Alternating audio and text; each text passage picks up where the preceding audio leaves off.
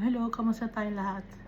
I praise the Almighty Father, the Creator of heaven and earth, for His love never fades. His love for us is for all eternity, and that's the reason why He sent Jesus Christ to us, to save us from ourselves, because we are wicked. We don't know any better. That's why He sent Jesus Christ to teach us the ways of our Father, to introduce us to our Father. And anyone who believes in Jesus Christ will be saved. That's what our Father said. And so we will believe our Father, and we will believe in Jesus Christ. Because Jesus Christ is the Lamb of God. The Lamb that's mentioned in the book of Revelation. That He will be the one who will judge the people at the last days. The Almighty Father has given Jesus power, dominion, and authority in heaven and on earth. And that's written in the Bible. It's in the book of Ezekiel and in the book of Zechariah. Man clothed in linen, man with an inkhorn. So si Jesus Christ is the one writing our names in His book of life. So si Jesus Christ ang may listahan. Si Jesus Christ ang may listahan ng ating names. And I thank the Holy Spirit for always reminding us to do good things, righteous things, reminding us to have faith in our Father, reminding us to always pray,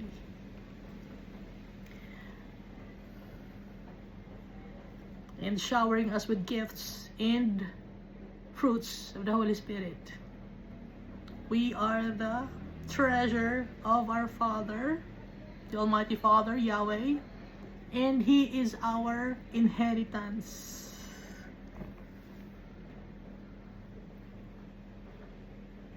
That's why He created us in His image and likeness, because we are important in our Father's eyes.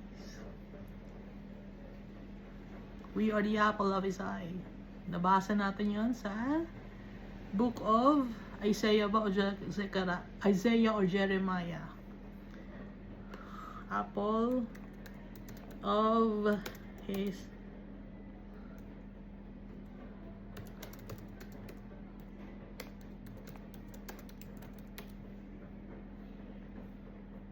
Zechariah chapter 2 verse 8. For thus says the Lord of hosts, He sent me after glory to the nations which plunder you, for he who touches you touches the apple of His eye.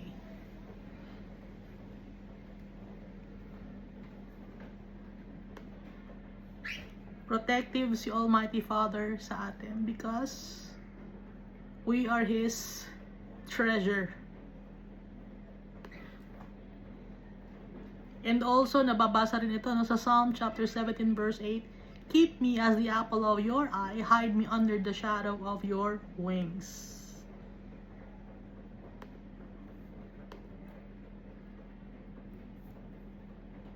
So last time we read Genesis chapter 2.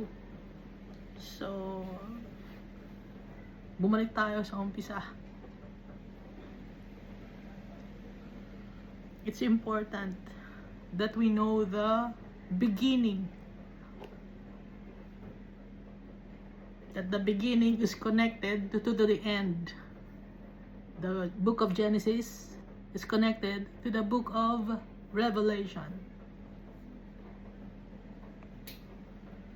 Sa book of Genesis, ang sabi ni Almighty Father, let us create man in our image and likeness. So, sino ang kausap ni Almighty Father? Na in our image and likeness, let us create man in our image. Sino yon? Kausap ni Almighty Father. At sa book of Revelation naman, sino ang kasama ni Almighty Father? God and the Lamb. No? si Almighty Father, at yung Lamb, ang Lamb si Jesus. So dito, recap natin, Genesis chapter 2. So, yung 7th day, it's the rest day. Hindi lang ito Sunday or Sabado or Saturday, hindi lang iyon ay ang rest day. Ang rest day ay yung makauwi tayo sa tatay natin. And that's the rest day. Kaya, anong sabi sa 10 Commandments? Keep the holy Sabbath. Keep the Sabbath day holy. No? Ano nga yung 10 Commandments? Hindi ko kabisado. Pero naaalala ko, ha? Exodus chapter 20 verse 11. For in 6 days the Lord made the heavens and the earth, the sea and all that is in them, and rested the 7th day. Therefore the Lord blessed the Sabbath day and hallowed it. Kaya yung Sabbath day, holy day yon, no? Remember the Sabbath day to keep it holy. Verse 8 of Exodus chapter 20. Paano natin magiging to keep holy the Sabbath day? Paano natin magiging holy yung 7th day? Kung Monday or first day of the week, ano ba yung first day of the week ngayon? Sunday, no? First day of the week, or is it Monday? Gulo kasi. Ginala ng Roman Empire. Sa first day of the week up to the 6th day of the week, paano natin magiging holy yung 7th day? By doing good the first day up to the 6th day, working for our Father, so that at the Sabbath day or in the rest day of our lives, we can go back to our Father. We will be holy and righteous so that we can enter His kingdom. Kaya dapat keep natin yung Sabbath day. Paano natin mag-keep yung Sabbath day holy? First day and the 6th day, dapat maayos ang work natin. Ano yung work natin? To love our God and to love our brethren. Yon ang real work. Yon ang storing up treasures in heaven.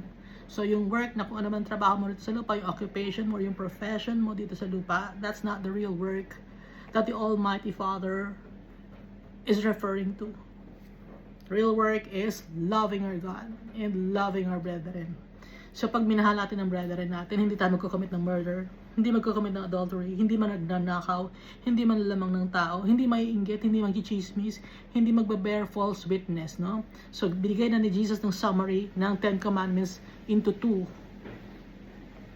Okay? So pag mahal natin si Almighty Father, wala tayong wooden images, wala tayong molded images, wala tayong carved images. Si Almighty Father lang, walang iba. Loving our God with our whole being, mind, body, and soul, and spirit, and strength. That's the first commandment. Dahil yung first commandment na yun ni Jesus na sinabi sa atin, pag sinunod natin yung mahalin natin si Almighty Father, mamamahal na rin natin or mamahalin na rin natin ang ating kapwa-tao. Dahil mahal natin ang ating Diyos, gusto natin siyang mapasaya. Gusto na siyang mapaglingkuran. So dito sa Genesis chapter 2 din, nandito yung binanggit yung Garden of Eden. Binanggit yung Garden of Eden. Wala pang rain nun. So paano nagkaroon ng mga halaman na tumubo? Wala pa kasing tao no na nagtitil ng ground. Mist galing sa ground. Kasi nga, ang earth, water, and then nagkaroon ng firmament, naghiwalay. Okay? So, yung water, hindi ulan. No? Na galing sa ground. Watered the whole face of the ground. The mist went up from the earth. Ibig sabihin, went up Hindi galing sa taas, hindi ulan, kundi galing sa ilalim, umakyat. Just like geyser or spring of water. Alam niyo yung geyser, no? Yung galing sa ilalim ng tubig na mainit. And then nagbubulwak yon. Pag bulwak yon, syempre, hindi yun, pag mainit yon, pag bulwak nun, lalamig na yun sa taas. And then, kaya nawa-water, na-sprinkle ng water, yung kapaligiran. And then si Almighty Father, ginawa niya yung tao, hiningahan niya sa ilong ang tao, yung Almighty Father. And then nilagay niya ang tao sa Eden.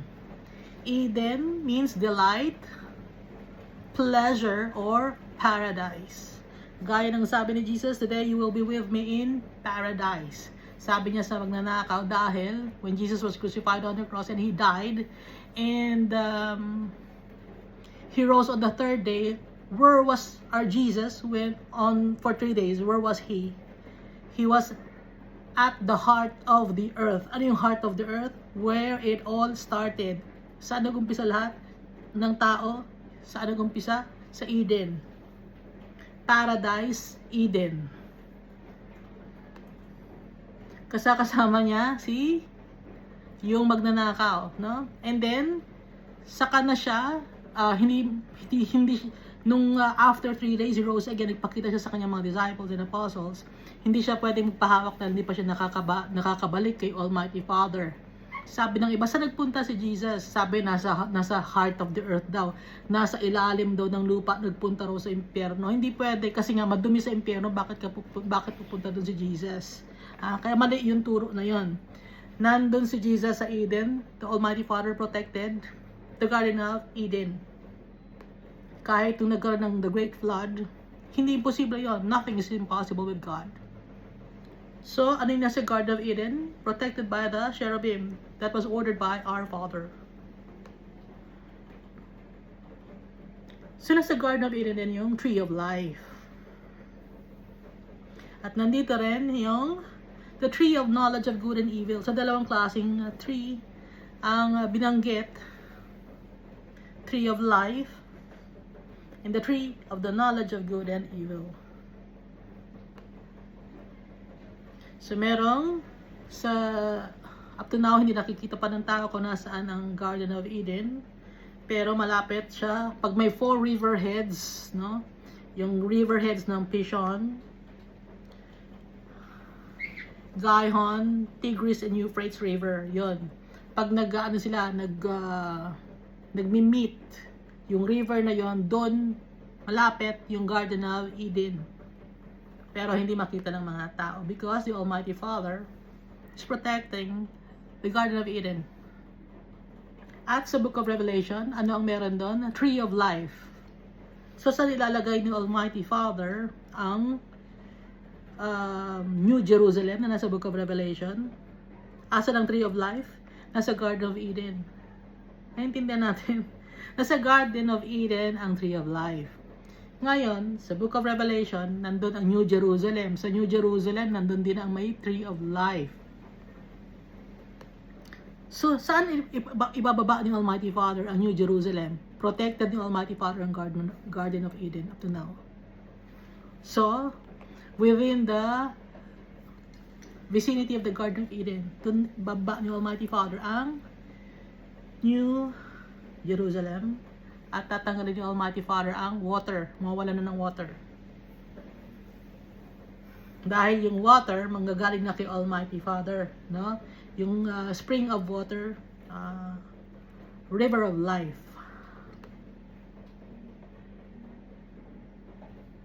So wala pang babae, si Adam lang hiningahan ni Almighty Father, and then pinalapit ni Almighty Father yung mga animals kay Adam. Adan, pangalanan mo yung mga animals. Pinangalanan ni Adan, pero wala siya nakitang parang dapat niyang maging kasama, no, na makakausap din ng maayos. Walang makita si Adan. Hindi niya nakita yung aso, ha? Hindi, yung aso parang hindi eh. Pusa hindi eh. Kaya nga dito, di ba? Wala siyang nakita na suitable or comparable na helper sa kanya. Kaya tayo, ang mas mamahalin natin ay tao, hindi ang mga hayop. Although the Almighty Father gave us the animals, at sikasuhin natin sila, alagaan natin sila, but first and foremost, we must love our brethren.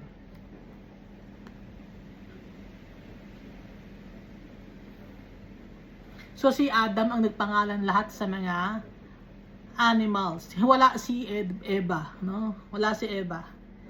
Walang wala pang role si Eva. Wala pang role si Eva, wala siyang role sa pagpapangalan sa mga animals. And then, anong nangyari?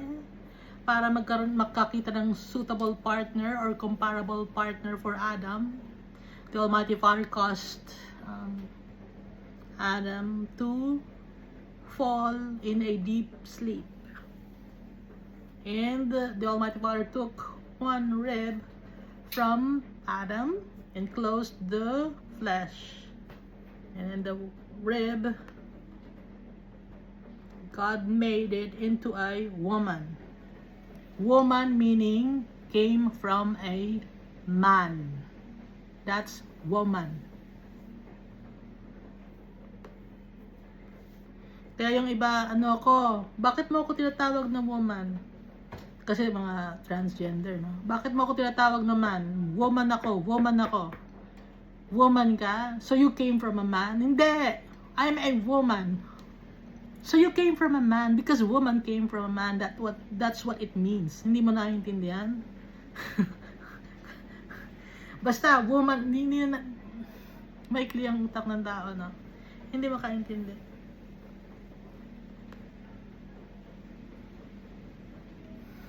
Nagagalit sila. So you came from a man. Hindi ako man. Woman kasi ibig sabihin, yon? Came from a man. Hindi ako came from a man. Eh di ano ka? Kung hindi ka woman. Kasi woman means came from a man. Isa akong person. Person, hindi ka per daughter. Person ka. Ha? Son. Per son, hindi per daughter. Ha?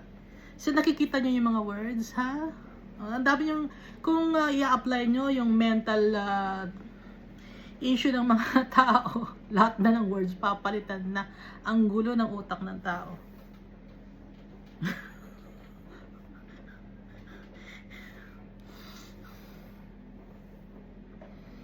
The bones of my bones and flesh of my flesh. And they were both naked, but they were not ashamed, no? Why? Because there's no insecurity. At sabi ni Almighty Father, subdue the earth. May dominion kayo. Multiply and subdue the earth.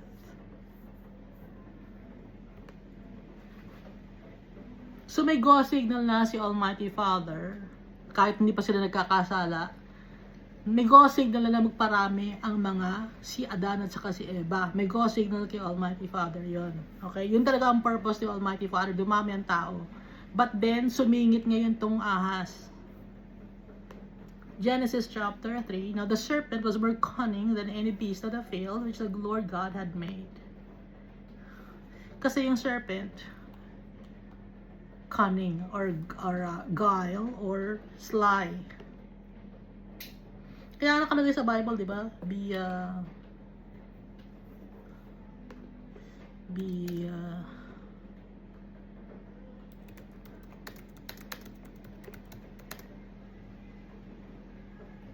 Be wise as a serpent, but be gentle as a dove. Yun ang turo ni Jesus. Maging wise ka gaya ng serpent, pero hindi mo kukunin yung ugali ng serpent, yung kanyang pagiging wise lang.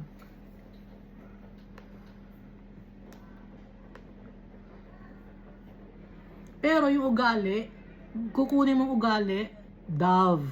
Okay? Yung pagiging wise lang ng serpent ang kukunin mo, hindi yung ugali. Ang ugali yung kukunin mo sa dove naman, kind. Kahit na wise ka, dapat kind ka.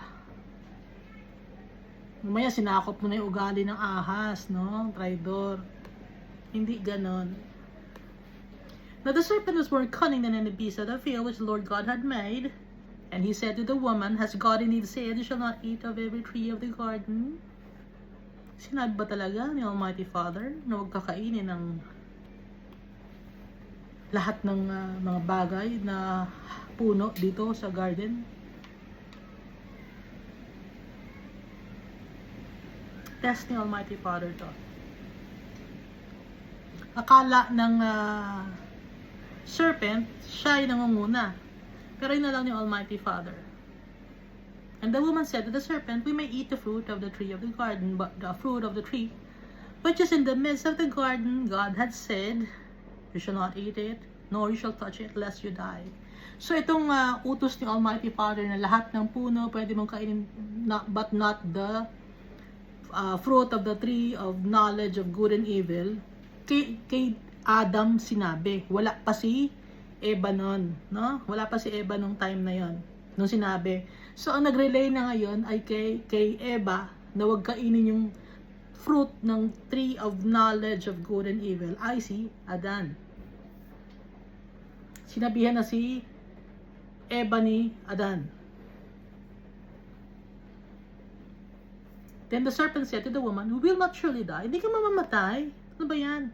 Sabi ng ahas. Wala sabi ano ba yan. Basta hindi ka mamamatay. For God knows that in the day you eat of it, your eyes will be opened and you will be like God, knowing good and evil. Kasi pag kinain mo ang fruit of the tree of knowledge of good and evil, mabubuksan ngayon ang iyong mata. Magiging parang Diyos ka. Malalaman mo ngayon yung good and evil. Anong nangyari ngayon kay Eva? Lust of the eyes, lust of the flesh, and the pride of life, no? Saan yung verse yun na binanggit?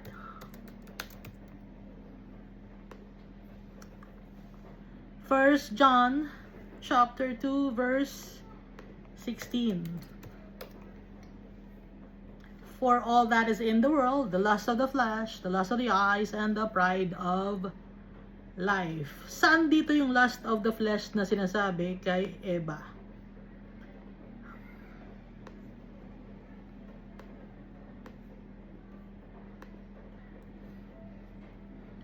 Yung lust of the flesh dito, a tree desirable, she took of its fruit, she also gave it to her husband.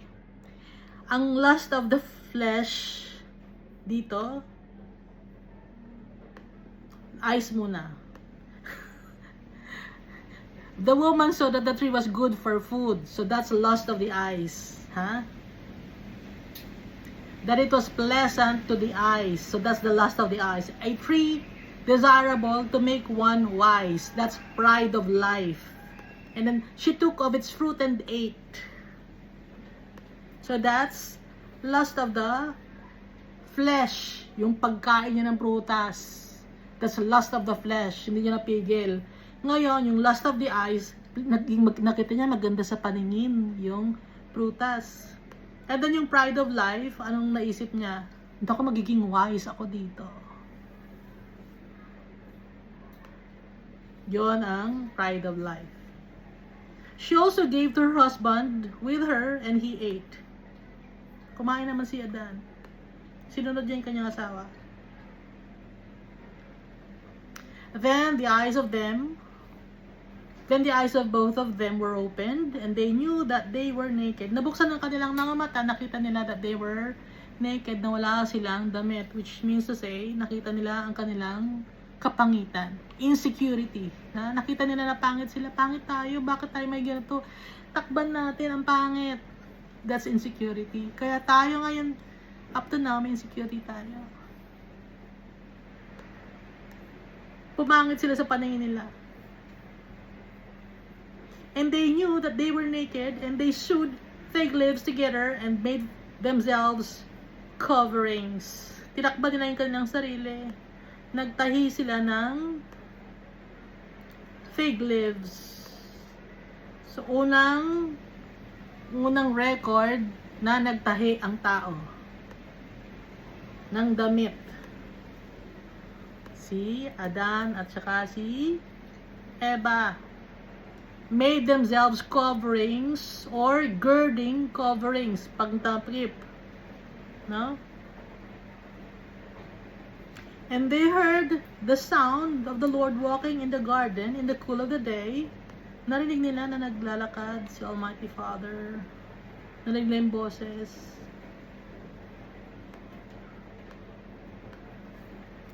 Naglalakad si Almighty Father. Narinig nila. In the cool of the day. Or in the wind or breeze, no?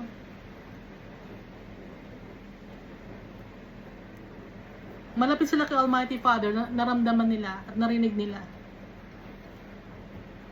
And Adam and his wife hid themselves from the presence of the Lord God among the trees of the garden.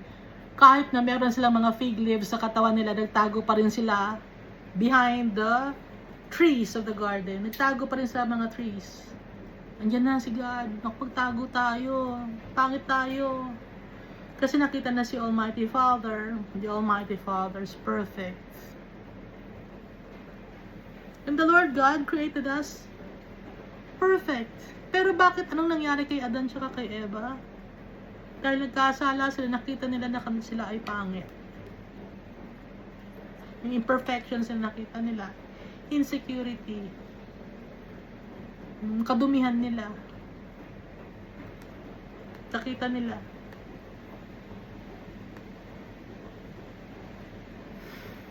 May nawala sa kanila. Nung nagkasala sila na hindi na maibalik. Yung protection ni Almighty Father, yung gloriousness and holiness ni Almighty Father, yung innocence, nawala na sa kanila. Nakita nila na sila ay pangit.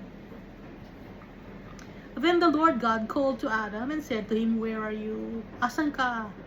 Tinawag ni Almighty Father si Adan.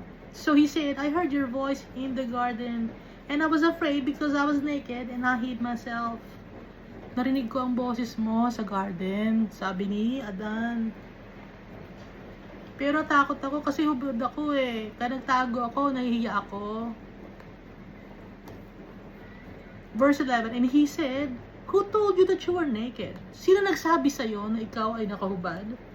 "Have you eaten from the tree of which I commanded you that you should not eat?" Kumain ka ba ng fruit of the tree of knowledge of good and evil? Kumain ka ba nun? Na sinasabi ko sa'yo, wag kang kumain, di ba? Kumain ka ba? Ano ang ginawa ni Adan? Sabi niya, then the man said, "The woman you gave to be with me, she gave me of the tree and I ate." So dito si Adan, parang sinisipan niya si Almighty Father. Binigyan mo ako ng babae, di ba? Yung kasama ko ngayon. Parang sinisipan niya si Almighty Father, di ba? Yung kasama ko, binigay mo, the woman whom you gave to me. Yung babae na binigay mo sa akin, ba't ganon? Sinisipan ni Adan si Almighty Father. Sometimes, biniblame natin si Almighty Father sa ating mga mistakes. Pero tayo ang gumagawa ng ating mga mistakes, hindi si Almighty Father. So, doon ginawa ni, muna pa lang, blame, kita natin, he blamed the Almighty Father. The woman whom you gave to be with me, she gave me of the tree and I ate. Yung babae na binigay mo sa akin. Siya nagbigay sa akin ng fruit sa tree. Kumain ako. And the Lord God said to the woman, "What is this you have done?" The woman said, "The serpent deceived me and I ate." Sabi naman ni Almighty Father doon sa babae, kay Eva, "What is this you have done?" Ano itong nagawa mo? The woman said, yung ahas kasi nilokod niya ako, kaya kumain ako. Turuan ng turuan. Si Adan ang tinuro niya si Almighty Father. Ito namang si Eva, tinuro niya, yung ahas naman, si Adan, tinuro niya si Eva dahil binigay si Eva ni Almighty Father. So parang itinuro na rin ni Adan si Almighty Father na parang, sinisipa niya. Ngayon, ito namang si babae, si Eva, yung ahas kasi niloko niya ako kaya kumain ako. Hindi sila nag-take na accountability. So una pa lang araw, naninisi na tayo ng tao. Naghaharap na tayo ng tao for a way out of our misery.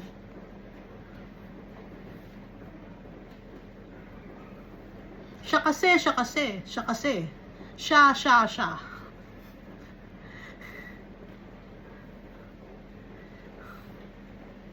Example, no, may mga tao na they commit adultery. Siya kasi yung babae, niya ako tinukso niya ako Tapos sasabihin naman ng babae, siya kasi pinilit niya ako Nakarinig ako ng ganong usapan. Pinilit niya kasi ako sabi nung babae. Sabi naman ng lalaki, kasalanan niya kasi pumatol siya sa akin Inom muna ang kape.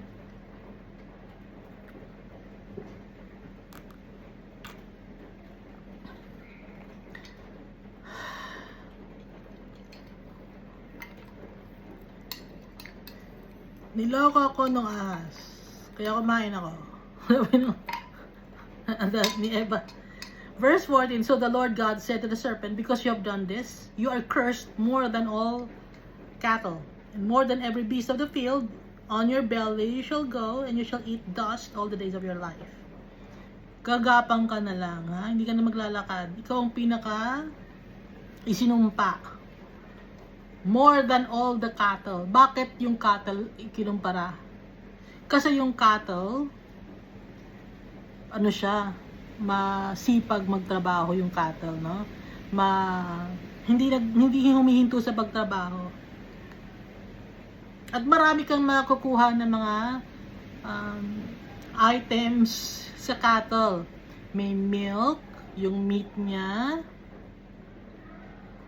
Tapos sa trabaho, makakasama mo yung cattle sa tulong mo sa trabaho. Maraming gamit. Yung skin ng cattle, pwedeng gawing leather. No? At saka yung cattle, saka yung horse, hindi sila mamamatay pag tinuka sila ng ahas. So yung ahas ngayon ay gagapang na. Dati may paa siya. Lumiit.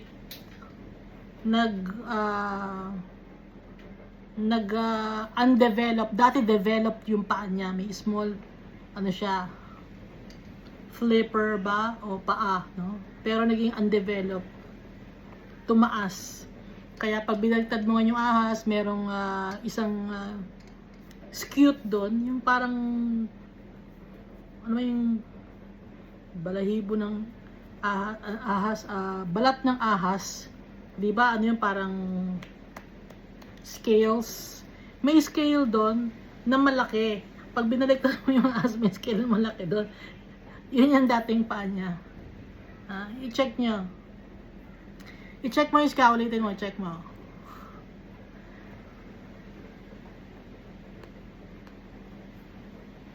Kaya kakain na ng dust dahil gagapang na siya. And I will put enmity between you and the woman, and between your seed and her seed. He shall bruise your head, and you shall bruise his heel.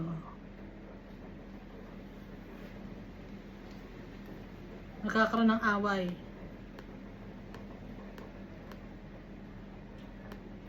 Yung anak ng babae at ikaw. You shall bruise his heel.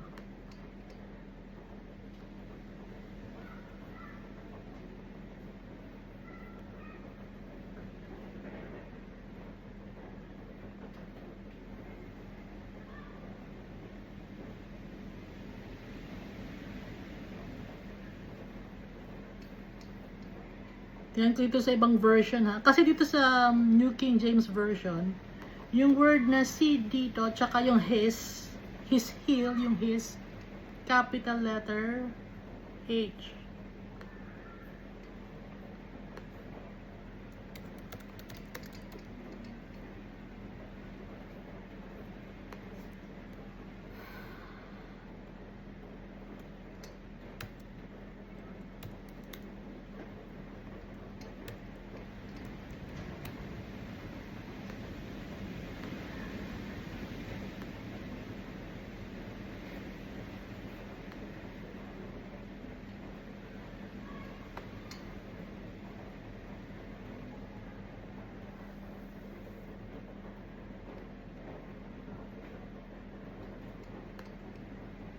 Magkakaroon ng away ang anak or ang tao at yung ahas. Kaya tuwing nakakakita tayo ng ahas, diba? Ay, nakakatakot yan, patayin natin. O, pag nakakita naman yung ahas ng tao, tinutuka naman niya lagi. Or sometimes, dahil sa wise yung serpent, nag-aalaga yung mga tao ng serpent na yun. Akala nila na-tame na nila yung serpent, pero hindi. Yung serpent gumagawa lang ng paraan para kainin niya yung kanyang amo. Kinakain niya yung kanyang amo. Kasi nga, ahas siya. Hindi siya mapagkakatiwalaan.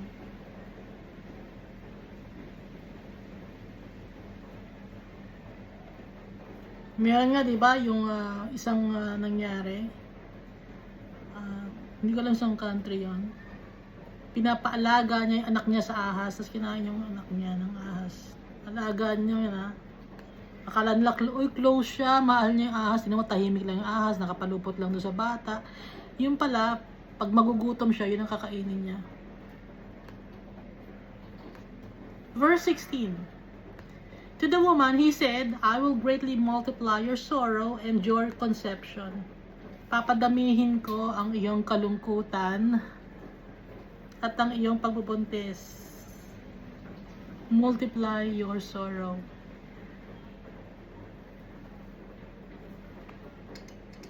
Kaya yung mga babae, di ba? Hindi lang sorrow pag nabubuntis, kundi every month may toyo. Dumadaan sa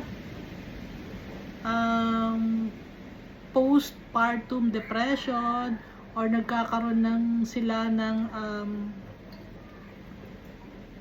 problema or usually ng bababae ang lalaki, kaya dumadami ang sorrow ng babae pati na sa kanyang conception. So, ano ito ay repercussion of what Eve did when she obeyed the serpent. In pain, you shall bring forth children. Yung conception, kasama na rin dito yung monthly period. Pati na yung nafe-feel ng babae every month.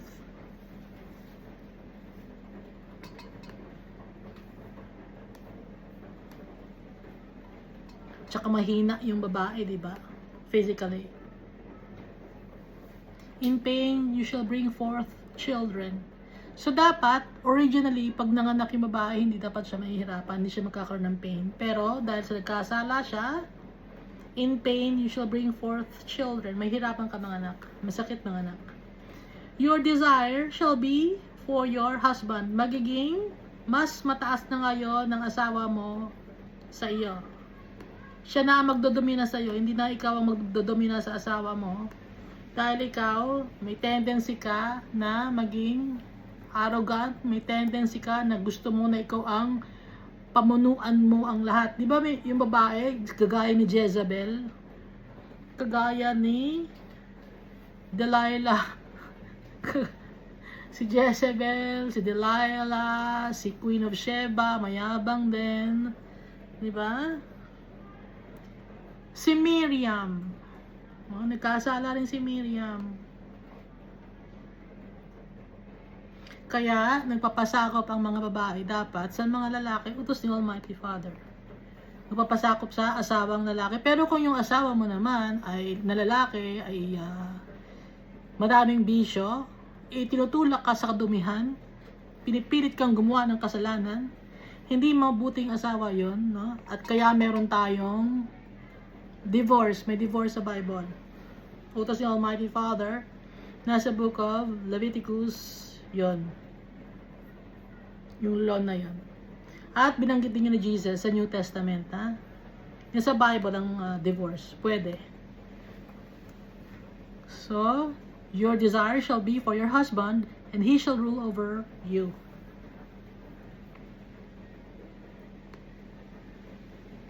Verse 17, then to Adam he said, because you have heeded the advice, or heeded the voice of your wife, and have eaten from the tree of which I commanded you, saying you shall not eat of it, dahil ikaw ang sinabihan ko, imbis na sundin mo ako, ang sinunod mo yung asawa mo, yung boses niya, kinain mo yung prutas ng tree of knowledge of good and evil, sabi ko, huwag mo kakainin. Curse is the ground for your sake.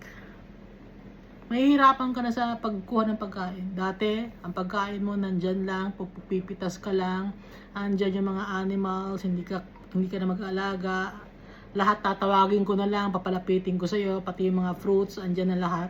Ngayon, isusumpa ko yung lupa. In toil, you shall eat of it. Dapat mo nang magtrabaho, magtanim, no? Mag-alaga ng mga hayop, livestock, all the days of your life. Buong buhay mo, kahit na kaanak-anakan mo. Kaya ngayon, yung mga tao ngayon, nagtatrabaho din, ano? Mga lalaki. Kasi lalaki, sila ang provider. Ang babae, sino sila? Sila ang nurturer. Kaya nga, sa copulation, yung lalaki ang nagpa-provide ng sperm cell, yung babae naman ang nagno-nurture with the use of the egg cell. Kasi nga, provider, nurturer. Gaya dito sa Book of Genesis chapter 3. Yung father o lalaki ang nagpo-provide ng makakain, and then yung babae, ano ang sabi? Mag-aalaga ng bata, mga anak, nurturer. Ang magpa-provide ng pagkain, lalaki. Pero ngayon sa society natin, kabaligtad na, or sometimes, hindi na nagtatrabaho ang lalaki, bahay na lang. Nasisira ang family. Dahil ang original na plan ni Almighty Father, ang provider, lalaki, ang nurturer, babae. Ngayon, ang ginawa ng ibang tao, binaliktad nila, nasisira ngayon ang family, nasisira ang buhay ng tao.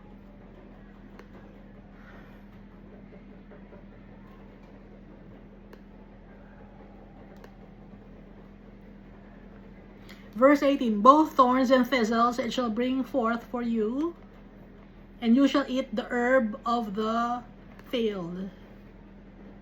Thorns and thistles it shall bring forth for you.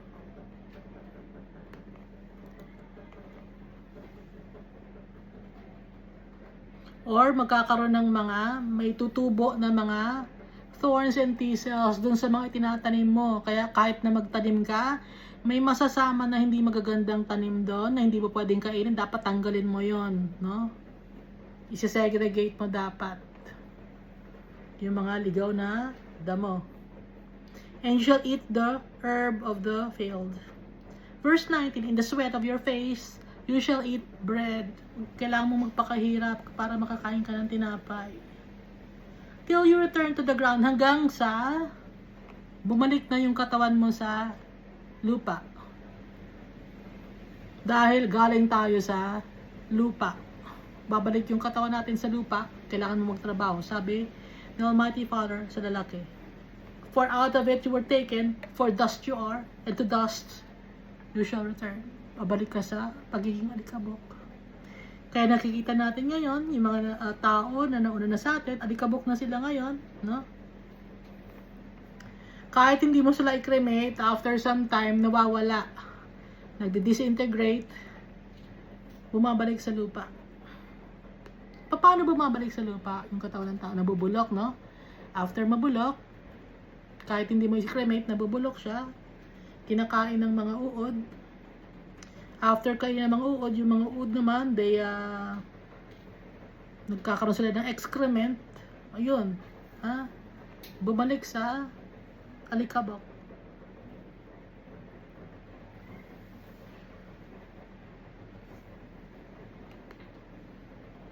Verse 20, and Adam called his wife's name Eve because she was the mother of all living. Eve ang tinawag niya sa kanyang asawa, Eva. Because she was the mother of all living. Eve means life or living.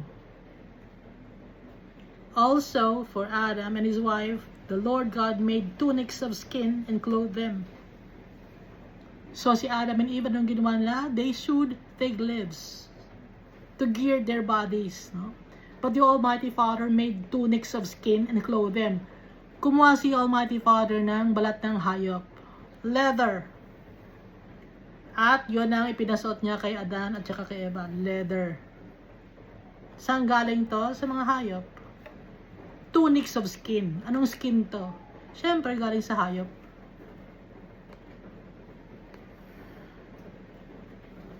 Baka magalit dyan yung mga tao na ayaw hayop. Mga vegetarian. Si Almighty Father ang gumawa nito, Kasi kaya ayaw nyo, baka kawawa yung mga hayop. Kawawa yung mga hayop, pero yung mga tao sinasaktan ninyo. No? Hipokrito ang tao. Verse 22. Then the Lord God said, behold, the man has become like one of us. Sabi ng Almighty Father sa mga kasama niya, kay Jesus and the angels and the heavenly hosts. Sabi ng Almighty Father, behold, man has become like one of us to know good and evil. Naging katulad na natin ng tao. Alam na nila ang tama at ang mali, ang wickedness at ang goodness. Alam nila. Hindi na sila innocent. And now, lest he put out his hand and take also of the tree of life and eat and live forever. Ngayon, baka kunin nila or kainin nila ang fruit ng tree of life. Mabubuhay sila at hindi na sila mamamatay. Sabi ni Almighty Father. Kasi, yung mga heavenly host kasama ni Almighty Father, yung mga angels, hindi sila namamatay. Yung mga fallen angels, hindi sila namamatay, no? Hindi sila namamatay. Nasaan sila? Nandun sa eternal damnation, sa impyerno. At pakalat-kalat sa mundo. Hindi sila namamatay. Itinapon nga sila, di ba? Dito sa mundo. Ngayon, yung tao, hindi sila nakakain ng tree, ng fruit ng tree of life. Kaya hindi tayo nabubuhay forever.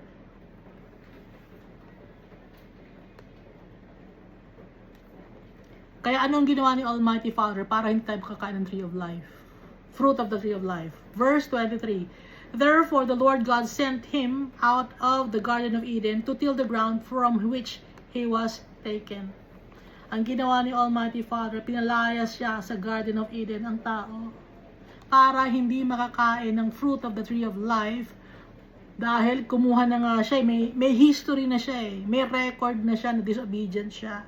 Alam na niya yung good and evil. So may record na siya. So kung may record ng tao na to, may tendency na ulitin niya. Bas lalo na alam na niya yung good and evil. Kaya God sent him out of the Garden of Eden. Pinalayas sa Garden of Eden. Labas na lang kayo. Labas na lang kayo dito. Dahil may tendency na kakainin ninyo ang fruit of the tree of life.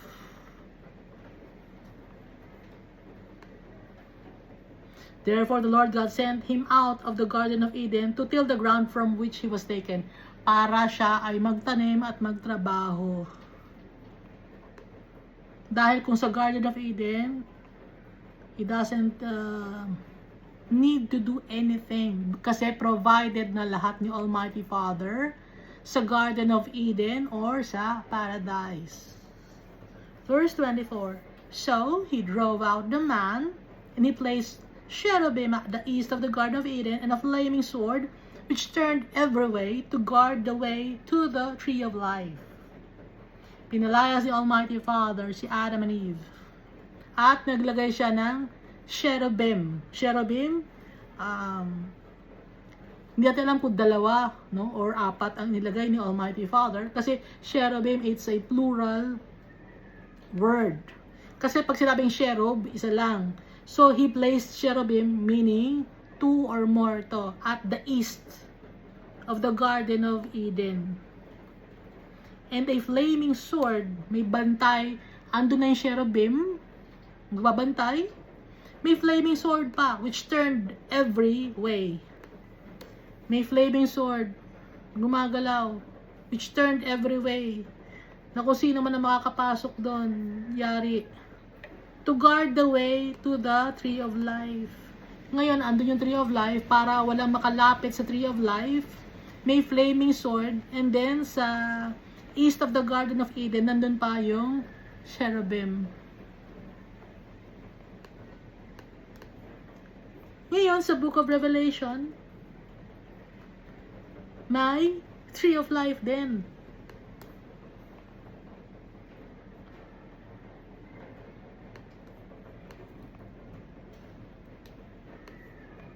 Revelation 22.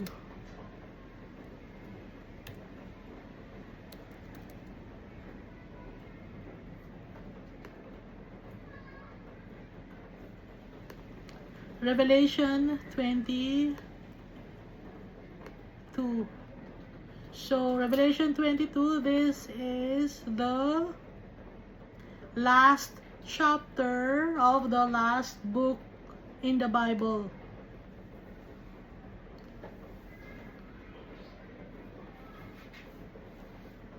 Nakita natin from the book of Genesis, but ang laki ng talon natin, napunta na tayo sa book of Revelation. Iska.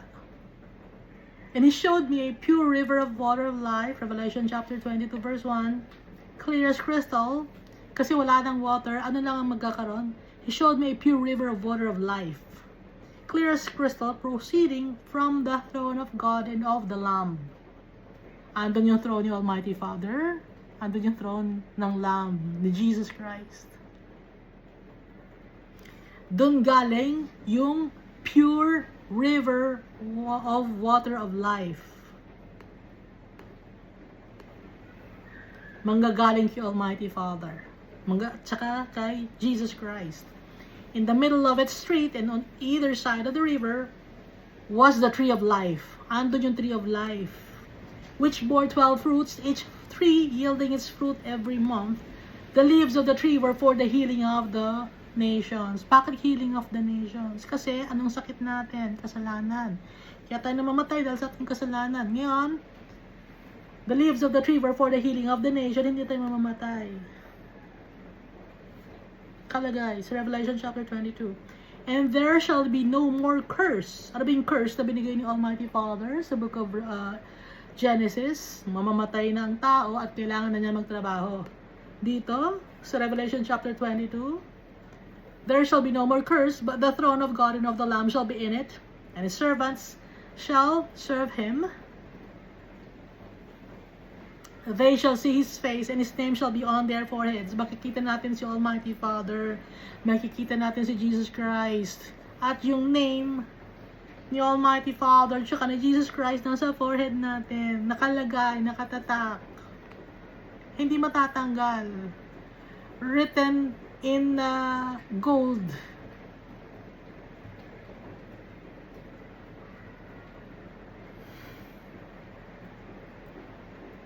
Wala nakasulat na written in gold dito. Pero sa paningin ng tao sa ngayon, hindi natin nakikita. Pero si Almighty Father, meron na tayong nakikita ni Almighty Father. Pero tayo, hindi natin nakikita. Pero si Almighty Father, kung nasa sa atin si Jesus Christ, saka si Almighty Father at ang Holy Spirit, meron na tayong nakasulat sa mukha natin. It's written in gold. Pero hindi nakikita natin ng pangkaraniwang mata ng tao. Hindi ko ma-explain.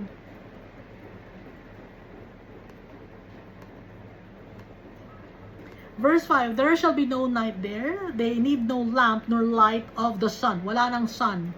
Hindi na kailangan ng sun, hindi na kailangan ng moon. For the Lord God gives them light, and they shall reign forever and ever. Si Almighty Father, yung holiness ni Almighty Father, yun na ang pinaka-light natin. Hindi na kailangan na natin ng sun, hindi na kailangan ng moon. Because the Almighty Father, His holiness, gloriousness, His righteousness, He is our light. Nagniningning, it's brilliant. Yung city, hindi kailangan ng electricity. Yung city ni Almighty Father, yung kanyang kingdom, hindi kailangan ng electricity.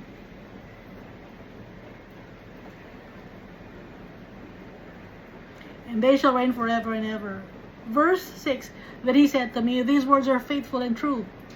And the Lord God of the holy prophets sent His angel to show His servants the things which must shortly take place. Behold, I am coming quickly, sabi ni Jesus. Blessed is he who keeps the words of the prophecy of this book. Darating na ako, mabilis na akong papunta dyan. Susunduin ko na kayo. At pagpapalain yung mga tao na sinusunod kung ano man ang nandito sa book ng Revelation. Nagbabasa sila ng book ng Revelation, meaning alam nila ang mga mangyayari. Aware na sila kung ano na ang mga susunod na mga events. Verse 8, now I, John, parang signature ni John, ano? Kasi siya inutusan ni Jesus magsulat. Bakit si John ang inutusan ni Jesus magsulat? Pinili ni Jesus Christ, si John. Bakit? Si John, no, hindi siya natakot kay Jesus, hindi siya natakot sa mga tao. He was the only apostle of Jesus Christ who came near Him when Jesus was on the cross. It was only John. So ito ay blessing ni Jesus kay John. It's a to thank John. Ganun nagmahal si Almighty Father tsaka si Jesus. Binibigyan nila ng parangal. Yung mga nagmamahal sa kanila, nakikita nilang faithful.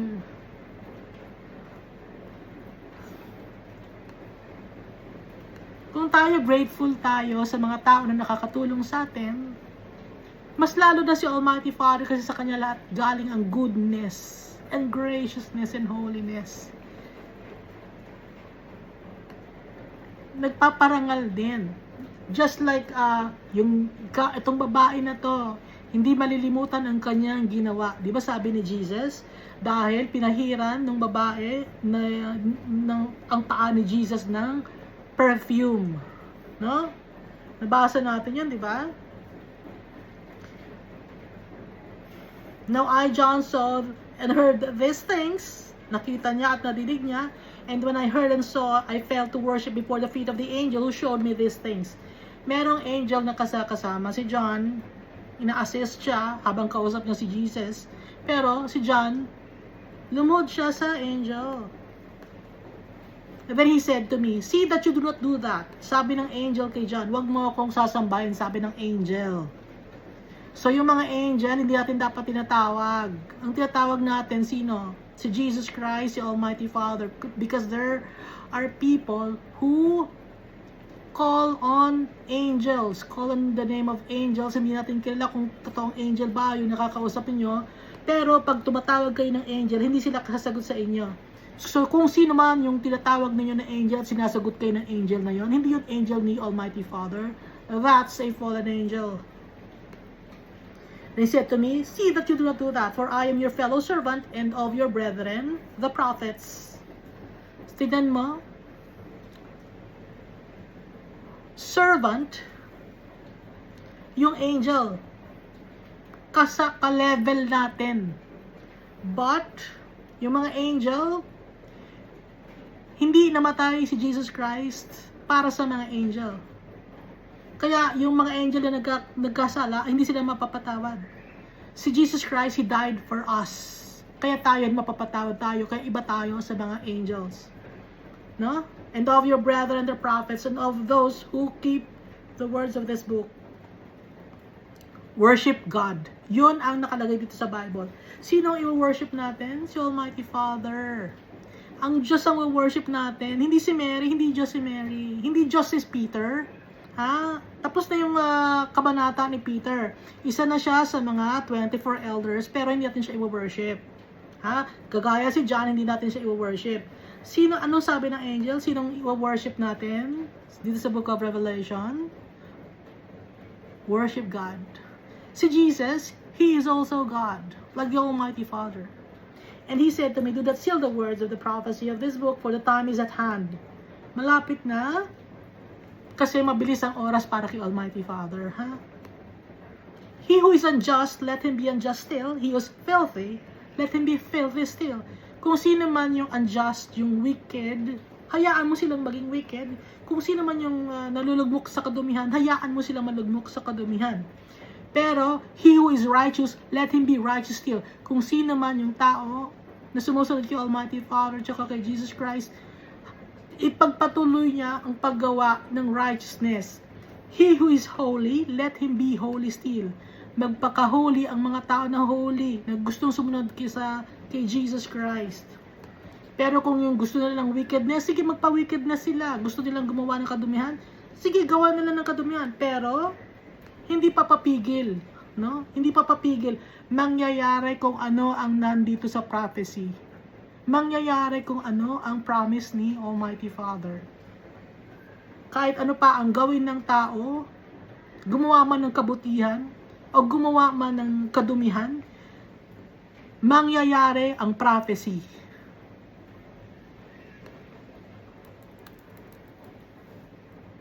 So anong mas maganda? Gumawa tayo ng righteousness, ng holiness, para maklaim natin ang ating inheritance, ma-receive natin ang ating treasure. And behold, I am coming quickly, and my reward is with me. Sabi ni Jesus Christ, nandito tayo sa Revelation chapter 22, to give to everyone according to his work, para ibigay sa bawat isa kung ano ang nararapat para sa kanila. So kung nagtitiwala tayo kay Jesus Christ, ibibigay sa atin kung anong nararapat para sa atin. Anong nararapat para sa atin? Ang ating inheritance. Pantay-pantay tayo. Ano ang work na sinasabi dito? Ang mahalin si Almighty Father at ang mahalin ng ating brethren. Yun ang work. Ang work, susundin, kung mahal natin yung tatay natin, susundin natin siya, yung commands niya, yung ordinances niya, at yung teachings ni Jesus. That's the work. Sinasabi ni Jesus dito, I am the Alpha and Omega, the beginning and the end, the first and the last. Blessed are those who do His commandments. Bakit sinabi ni Jesus na I am the Alpha and Omega, the beginning and the end, the first and the last? Si Almighty Father, then siya yung Alpha and Omega, the beginning and the end, the first and the last. Singleness of heart. Kaisa ni Almighty Father, si Jesus Christ. Okay? Pero magkaiba sila. Pero singleness of heart. Verse 14, blessed are those who do His commandments. Revelation chapter 22, verse 14. Blessed are those who do His commandments. Pagpapalain ang mga tao na malinis ang kanilang mga damit. Paano magiging malinis ang damit? Yung puso malinis. Kahit mahirap lang tayo dito sa mundo, in our Father's eyes, we are rich. We are wealthy. We are abundant. Blessed are those who do His commandments, that they may have the right to the tree of life and may enter through the gates in the city. Nakakapasok tayo sa city. May right tayo sa tree of life. Ano yung tree of life? For all eternity, we will live with our Father and Jesus Christ. There's no more death. Death has no sting anymore. Wala nang death, wala nang curse. Kaya may right na tayo sa tree of life, sabi dito ni Jesus. But outside are the dogs. Nasa labas. Anong nasa labas? Mga dogs. And sorcerers, and sexually immoral, and murderers, and idolaters, and whoever loves and practices a lie. Yung mga idolaters, they practice lies. Bakit? Dahil hindi naman Diyos yung kanilang sinasamba. It's an abomination in the eyes of the Almighty Father. Ngayon, itong idolatry na to, idolaters, hindi to ibinabanggit sa inyong religion. Hindi yung binabanggit. Bakit hindi na binabanggit? Kasi they themselves, they are worshiping carved images, molded images, and carved, molded, ano ba? Carved, molded, and ano ba yung ibang pang image na ginagawa? Minamolde, kinakarve. Mga sculpture na mga images. Hindi, mahal yung pagkakagawa namin. Milyon, kahit pa milyon yan, basura yan kay Almighty Father. That's idolatry. And it's a lie to worship those things. Hindi nagsasalita kasi nungalingan. Hindi, yayaman kayo dyan, yayaman. Yayaman kayo dito sa mundo? Ha? Dito kayo yayaman sa mundo? Anong sabi ni Satan? Papayamanin kita, magiging sa'yo lahat ito dito sa mundo, sambahin mo lang ako. Yun ang sabi ni Satan. Kasi nungalingan yon. Dahil hindi yayaman, dahil mga kayamanan dito sa mundo, nasisira, nabubulok, nananakaw. Verse 16, I, Jesus, have sent my angel to testify to you these things. Pinadala ko ang aking mga anghel. Sabi ni Jesus. Kasi nga, since si Jesus Christ, He died and then He resurrected after 3 days, itinaas na ni Almighty Father si Jesus Christ. Hindi na siya not just only the commander of the army of the Almighty Father, hindi na siya, mas mataas pa siya. Tumaas ang ranking ni Jesus Christ. Binigay na sa kanya ang power and dominion and authority in heaven and on earth. Kaya si Jesus Christ, meron na rin siyang mga angel na tauhan, no? Servant niya, to testify to you these things in the churches. I am the root and the offspring of David, the bright and morning star, si Jesus Christ. Although hindi niya kadugo talaga si David, but associated siya kay David, si Jesus Christ, kasi nga yung lineage ni Joseph adopted si Jesus Christ. At promise ni Almighty Father kay David that the kingdom of David will be for all eternity. Ito na nga yun, si Jesus Christ na. I am the root and the offspring of David. Ako na yung root, ako pa yung offspring. Sa akin nagsimula, alam mo yung root, yung ugat, ako yung pinaka-ugat. Ako na rin yung offspring, sabi ni Jesus, of David. The bright and morning star. Ako na yung ugat, ako pa yung bunga. The beginning and the end. Yun ang ibig sabihin. And the Spirit and the bride say, come. Sino yung bride? Tayo. We the church. We are the bride of Jesus. And the Spirit, the Holy Spirit and the bride say, come. And let him who hears says, and let him who hears say, come. And let him who thirsts come. Whoever desires, let him take the water of life freely. Water of life? Ano ibig sabihin ng water? Umpisa pa lang, may water nang binabanggit. Start of life yung water. Water, hindi na mamamatay. Hindi na uubos. Nababanggit yung water, no? From the beginning, Genesis, binanggit na yung water. And then dito sa book of Revelation, banggit ulit yung water. Ha? Nakikita natin, Iska? Nakikita natin. Nakikita ko. Verse 18, For I testify to everyone who hears the words of the prophecy of this book.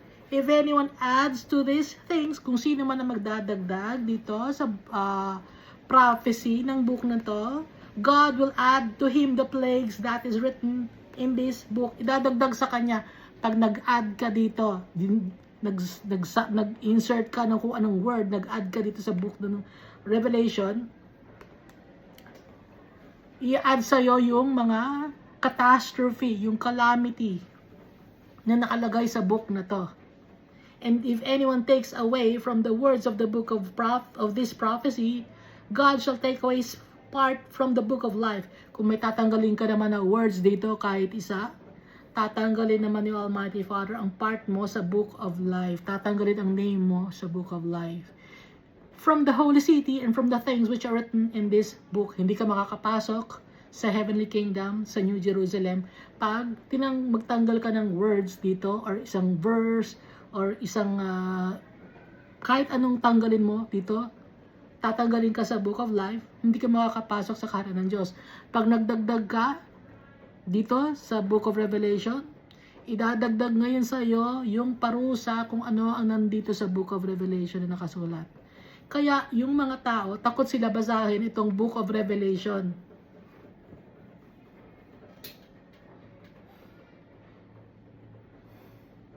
Takot basahin ng mga tao ang book of Revelation dahil dito sa warning na to ni Almighty Father.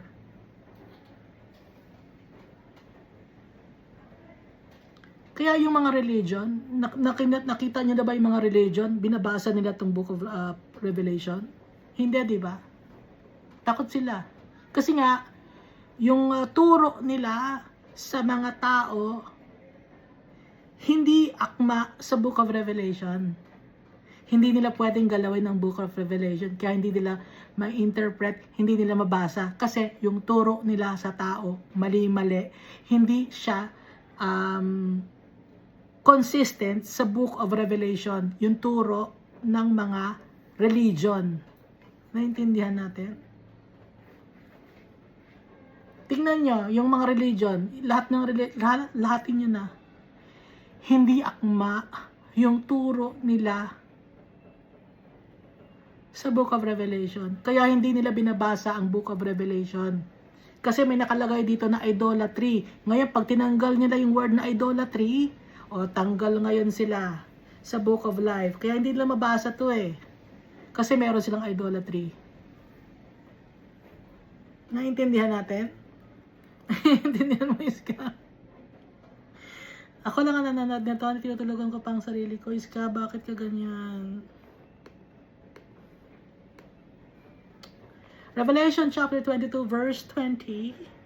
He who testifies to these things says, surely I am coming quickly. Amen. Even so, come, Lord Jesus. Gusto na natin dumating si Jesus. Gusto niyo na bang dumating si Jesus? Gusto ko na dumating si Jesus. The grace of our Lord Jesus Christ be with you all. Amen. So, from the book of Genesis, ang laki ng tinalon natin. From the start, where it all began, to the end, book of Revelation. Nakikita na nila, consistent. Consistent ang Bible.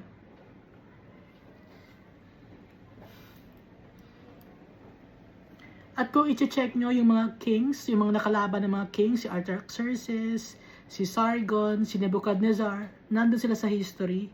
Pero, pag ipinapasok ang mga tao na galing sa Bible, ayaw ng mga tao, sasabihin nila, mythology lang, or it's just a gawa ng tao.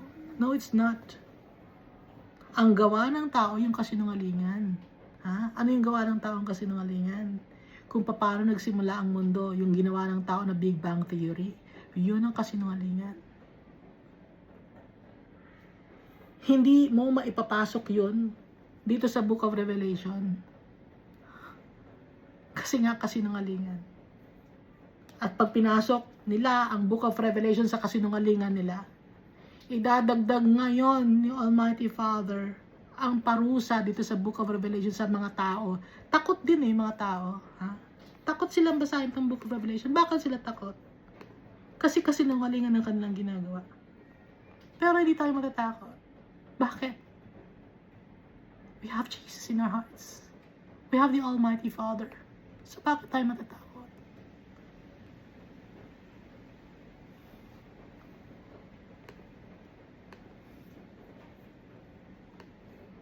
From the temptation and the fall of man, Genesis chapter 3 to Revelation chapter 22, the curse will be uplifted, tatanggalin na. That's because of Jesus Christ. We should thank Jesus Christ. We must glorify His name, our King of Kings and Lord of Lords. And we are the bride of Jesus. We must be faithful to our Father and pray without ceasing, asking the help of the Holy Spirit. Thank you, and God loves us all so much.